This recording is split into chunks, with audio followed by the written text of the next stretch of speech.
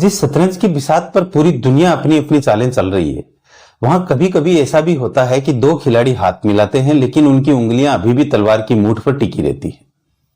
और फिर जैसे ही एक खिलाड़ी अपनी नजर दूसरी दिशा में घुमाता है, दूसरा खिलाड़ी हाथ मिलाने वाले उसी हाथ से पहला वार कर देता है। सवाल सिर्फ इतना नहीं है कि ईरान और अमेरिका के बीच हुई डील क्यों टूटी। असली सवाल यह है कि क्या वह डील कभी टिकने के लिए बनी भी थी? क्या यह शांति का समझौता था या युद्ध के अगले दौर से पहले लिया गया एक रणनीतिक टाइम आउट? और सबसे बड़ा सवाल, इस पूरी बिसात पर आखिर असली खिलाड़ी कौन है? अमेरिका, ईरान या फिर इजराइल, जो कई बार खुद दिखाई कम देता है लेकिन खेल की दिशा बदल देता है। दोस्तों, अगर आपको दुनिया की राजनीति सिर्फ खबर नहीं बल्कि शतरंज की चालों की तरह समझनी है, तो अगर आप जानना चाहते हैं कि अखबार की एक छोटी सी हेडलाइन के पीछे महाशक्तियों की कितनी बड़ी रणनीति छिपी होती है, तो इस वीडियो को अभी लाइक कर दीजिए, चैनल को सब्सक्राइब कर लीजिए और बेल आइकॉन दबा दीजिए, क्योंकि इस बिसात पर हर नई चाल का विश्लेषण सबसे पहले यही मिलेगा। अब बिना समय गंवाए चलिए उस खेल में प्रवेश करते हैं जहां मोहरे मिसाइल हैं, ऊंट कूटनीति है, घोड़े खुफिया एजेंसियां हैं और राजा पूरी दुनिया की अर्थव्यवस्था है। दुनिया ने कुछ दिन पहले राहत की सांस ली थी। ऐसा लग रहा था कि महीनों से जिस बारूद के ढेर पर मिडिल ईस्ट बैठा हुआ है, वहां शायद पहली बार बारिश की कुछ बूंदें गिरी है।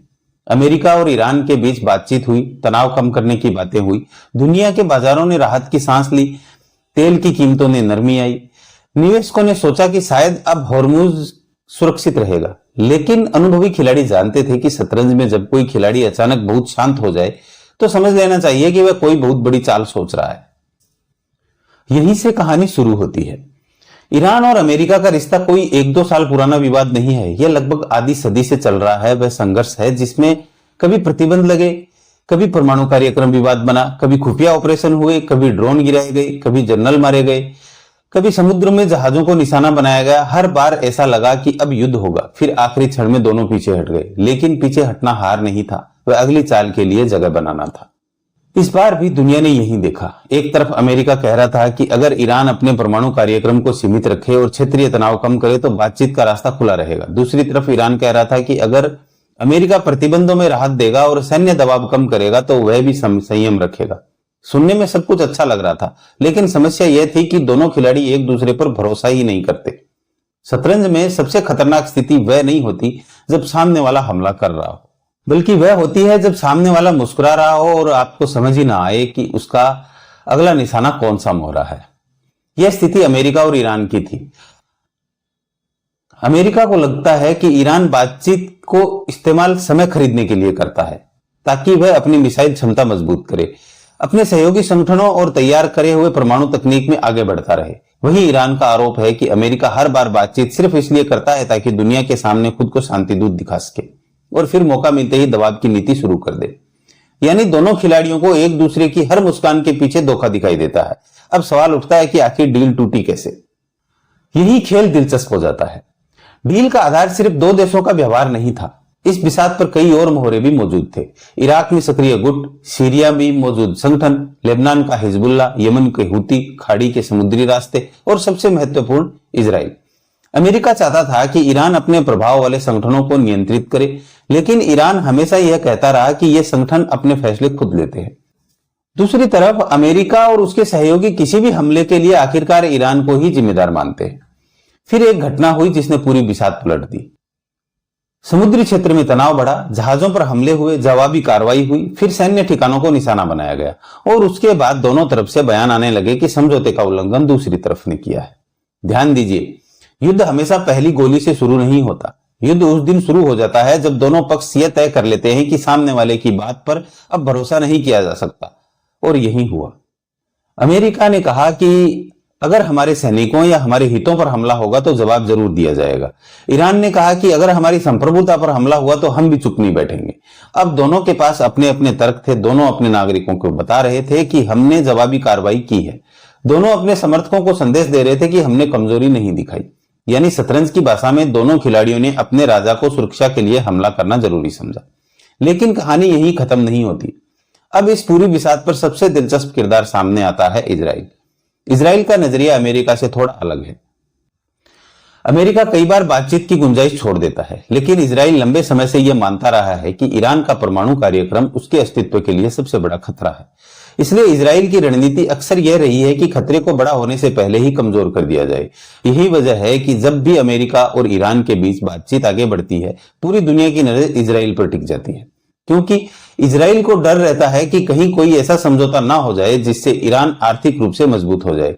अगर प्रतिबंध कम होते हैं तो ईरान के पास ज्यादा संसाधन आएंगे, ज्यादा सैन्य क्षमता आएगी, मतलब इजराइल के लिए बढ़ता हुआ खतरा।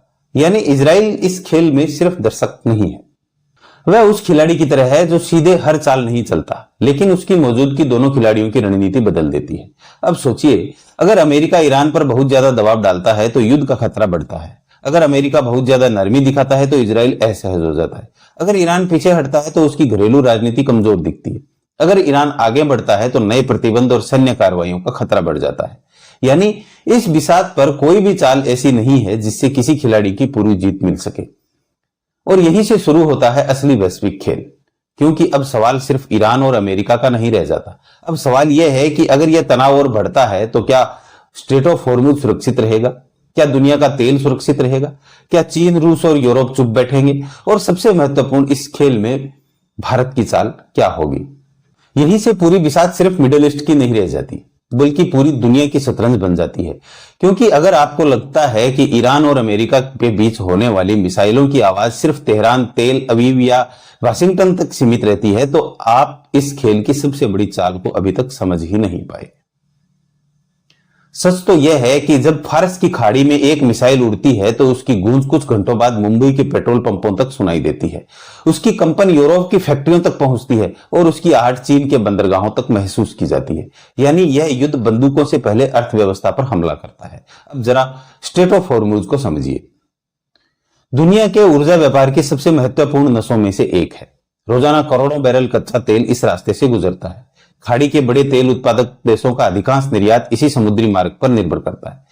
अगर इस रास्ते पर खतरा बढ़ता है तो जहाजों की आवाजाही धीमी होती है या बीमा कंपनियां जोखिम बढ़ा देती हैं। तो सबसे पहले तेल महंगा होता है, और जब तेल महंगा होता है तो उसके साथ महंगाई भी पूरी दुनिया में फैलती है। यही कारण है कि अमेरिका कभी भी नहीं चाहता कि स्ट्रेट ऑफ हॉर्मुज पूरी तरह असुरक्षित हो जाए। लेकिन दूसरी तरफ ईरान भी इस रास्ते को अपनी सबसे बड़ी रणनीतिक ताकत मानता है। उसके पास दुनिया की सबसे बड़ी नौसेना नहीं है, सबसे ज्यादा विमान वाहक पोत नहीं है, लेकिन उसके पास भूगोल है। और कई बार शतरंज में सबसे बड़ा मोहरा ताकत नहीं बल्कि सही जगह पर खड़ा मोहरा होता है। ईरान जानता है कि अगर उस पर बहुत ज्यादा दबाव डाला गया तो वह इस समुद्री रास्ते को अस्थिर बनाकर पूरी दुनिया का ध्यान अपनी तरफ खींच सकता है। यही उसकी डिटेल्ड स्ट्रेटेजी है। यानी संदेश की, अगर मुझे घेरा गया तो इसकी कीमत सिर्फ मैं नहीं पूरी दुनिया चुकाएगी। अब अमेरिका की मजबूरी देखिए। अगर वह हर हमले का जवाब नहीं देता तो उसके सहयोगी देशों को लगेगा कि अमेरिका कमजोर पड़ रहा है। लेकिन अगर वह हर जवाब बहुत बड़ा देता है तो पूरा क्षेत्र युद्ध में बदल सकता है। यानी अमेरिका का राजा सुरक्षित भी रहना चाहता है और अपनी ताकत का प्रदर्शन भी करना चाहता है। पर यहीं इजराइल फिर से बिसात पर सक्रिय हो जाता है। इजराइल की सुरक्षा नीति वर्षों से एक सिद्धांत पर आधारित रही है: खतरे को अपने दरवाजे तक मत आने दो। अगर दुश्मन ताकतवर हो रहा है तो उसे पहले ही रोक दो। इसी सोच के कारण उसने अतीत में कई बार दूर बैठे विरोधियों के ठिकानों पर कार्रवाई की है। इसलिए जब भी ईरान का सैन्य या परमाणु कार्यक्रम चर्चा में आता है तो इजराइल बेहद सतर्क हो जाता है। लेकिन यहां एक दिलचस्प बात है, हर बार इजराइल और अमेरिका की रणनीति पूरी तरह एक जैसी नहीं होती। दोनों सहयोगी हैं, लेकिन दोनों की प्राथमिकताएं अलग हो सकती हैं। अमेरिका को पूरी दुनिया का संतुलन भी देखना पड़ता है, जबकि इजराइल सबसे पहले अपनी सुरक्षा देखता है। यानी एक ही टीम के दो खिलाड़ी भी कभी कभी अलग अलग चाल सुझाते हैं। अब इस खेल में रूस और चीन की एंट्री समझिए। रूस चाहता है कि अमेरिका का ध्यान सिर्फ यूरोप तक सीमित न रहे। अगर अमेरिका मध्य पूर्व में ज्यादा उलझा रहेगा तो रूस को दूसरे मोर्चों पर रणनीतिक राहत मिल सकती है। चीन का मामला अलग है। चीन दुनिया का सबसे बड़ा ऊर्जा आयातक देश है। उसे खाड़ी का तेल चाहिए, लेकिन उसे युद्ध नहीं चाहिए। इसलिए चीन कोशिश करता है कि मध्य पूर्व में स्थिरता बनी रहे। यही कारण है कि पिछले कुछ वर्षों में चीन ने इस क्षेत्र में अपनी कूटनीतिक मौजूदगी बढ़ाई है। वह खुद को सिर्फ व्यापारिक शक्ति नहीं बल्कि मध्यस्थ के रूप में भी स्थापित करना चाहता है। अब सोचिए, एक तरफ अमेरिका है, दूसरी तरफ ईरान, तीसरी तरफ इजराइल, चौथी तरफ रूस, पांचवी तरफ चीन, और इन सबके बीच में खाड़ी के देश जिनकी अपनी अलग चिंताएं हैं। ये किसी दो खिलाड़ियों का मैच नहीं है, यह 5-6 ग्रैंड मास्टर की एक साथ चल रही शतरंज है, जहां हर खिलाड़ी दूसरे की चाल के साथ तीसरे खिलाड़ी की प्रतिक्रिया भी गिन रहा है। अब भारत की स्थिति देखिए। भारत की सबसे बड़ी चुनौती यही है कि उसके रिश्ते लगभग सभी प्रमुख पक्षों से हैं। अमेरिका भारत का महत्वपूर्ण रणनीतिक साझेदार है। इजराइल भारत का बड़ा रक्षा सहयोगी है। ईरान भारत के लिए ऊर्जा और क्षेत्रीय संपर्क का महत्वपूर्ण देश है। खाड़ी के देश भारत के सबसे बड़े व्यापारिक और प्रवासी साझेदार हैं। यानी भारत किसी एक खेमे में पूरी तरह खड़ा होकर दूसरा रिश्ता खराब नहीं कर सकता। यही वजह है कि भारत की विदेश नीति अक्सर संतुलन पर आधारित दिखाई देती है। यही आधुनिक कूटनीति की सबसे कठिन चाल है, बिना किसी राजा को नाराज किए अपनी रानी को बचाकर रखना। लेकिन अब सबसे बड़ा सवाल है, क्या यह युद्ध पूर्ण युद्ध में बदल सकता है? इसका जवाब आसान नहीं है। दोनों पक्ष जानते हैं कि पूर्ण युद्ध की कीमत बहुत भारी होती है। अमेरिका जानता है कि मध्य पूर्व में लंबा युद्ध उसकी अर्थव्यवस्था, सेना और राजनीति पर दबाव बढ़ाएगा। ईरान जानता है कि सीधे युद्ध में उसे भी भारी नुकसान उठाना पड़ सकता है। इजराइल जानता है कि क्षेत्रीय युद्ध कई नए मोर्चे खोल सकता है। यानी सभी खिलाड़ी लड़ना भी चाहते हैं और पूरी तरह लड़ना भी नहीं चाहते। यही आधुनिक युद्ध की सबसे बड़ी विडंबना है। इसे कई विशेषज्ञ कंट्रोल एस्केलेशन कहते हैं। यानी इतना तनाव कि संदेश चला जाए, लेकिन इतना नहीं कि सब कुछ नियंत्रण से बाहर हो जाए। लेकिन इतिहास हमें एक बात सिखाता है, हर बड़ा युद्ध किसी बड़ी योजना से नहीं बल्कि कभी कभी एक छोटी सी गलत गणना से शुरू होता है। अगर एक मिसाइल गलत जगह गिर गई, अगर किसी जहाज पर हमला अपेक्षा से ज्यादा बड़ा हो गया, अगर किसी देश के सैनिक बड़ी संख्या में मारे गए, तो नेताओं के पास जवाब देने के अलावा राजनीतिक विकल्प कम बचते हैं और तब शतरंज अचानक मुक्केबाजी में बदल जाती है। यही वजह है कि पूरी दुनिया इस समय सिर्फ मिसाइल को नहीं, नेताओं के बयानों को भी ध्यान से सुन रही है, क्योंकि कई बार शब्द गोलियों से पहले चलते हैं और कई बार शब्द ही गोलियों को रोक भी देते हैं। लेकिन इस कहानी का सबसे दिलचस्प और सबसे खतरनाक हिस्सा अभी बाकी है। क्या यह सब केवल सुरक्षा का संघर्ष है, या इसके पीछे तेल, डॉलर, वैश्विक ताकत, समुद्री रास्ते और नए वैश्विक व्यवस्था का बहुत बड़ा खेल छिपा हुआ है? और क्या ईरान अमेरिका की यह टक्कर वास्तव में 21वीं सदी की नई भूराजनीतिक शतरंज का सबसे बड़ा निर्णायक मुकाबला बन चुकी है?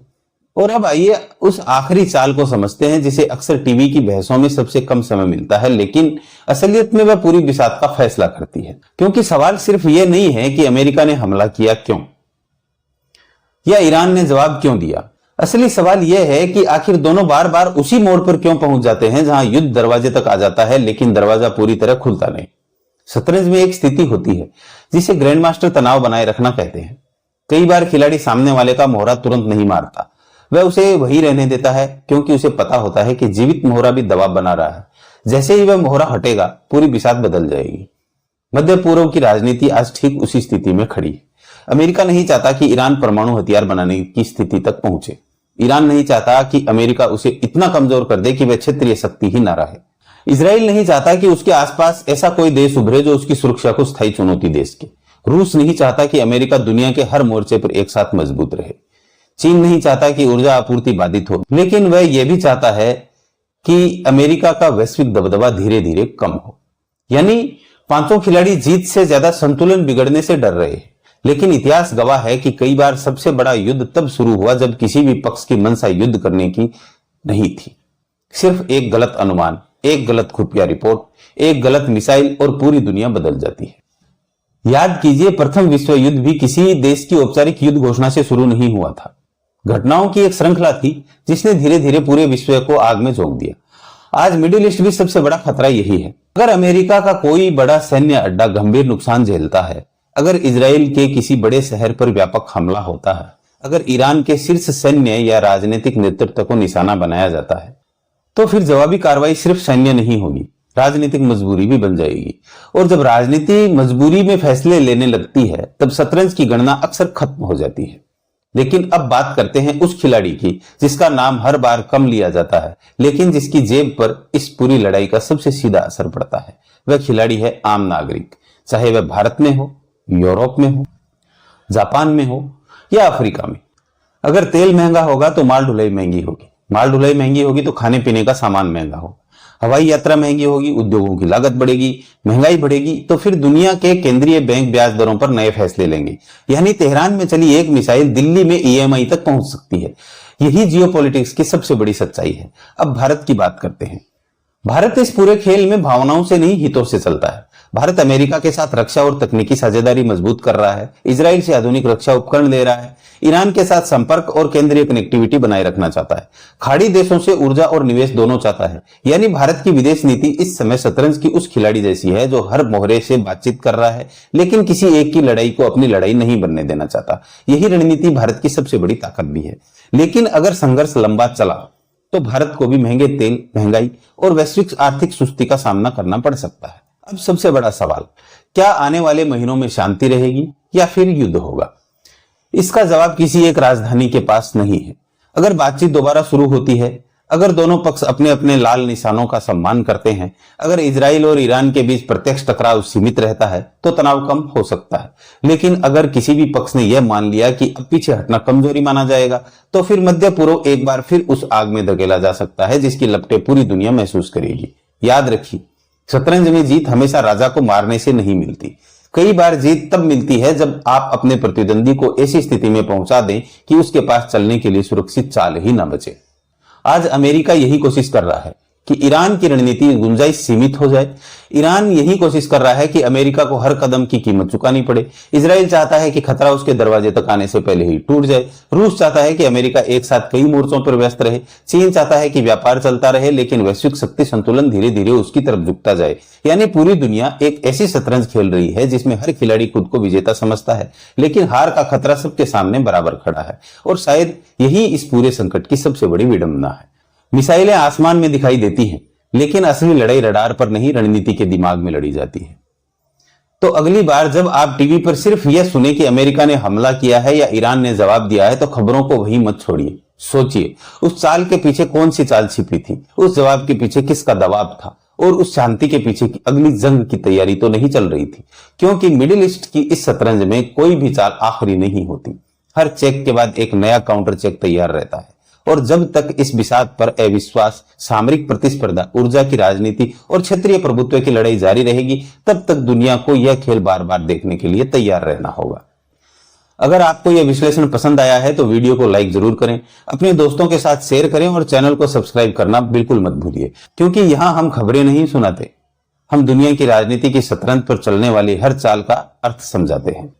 अगली वीडियो में फिर मिलेंगे एक नई बिसात, नए मोहरों और नई चालों के साथ। तब तक के लिए नमस्कार।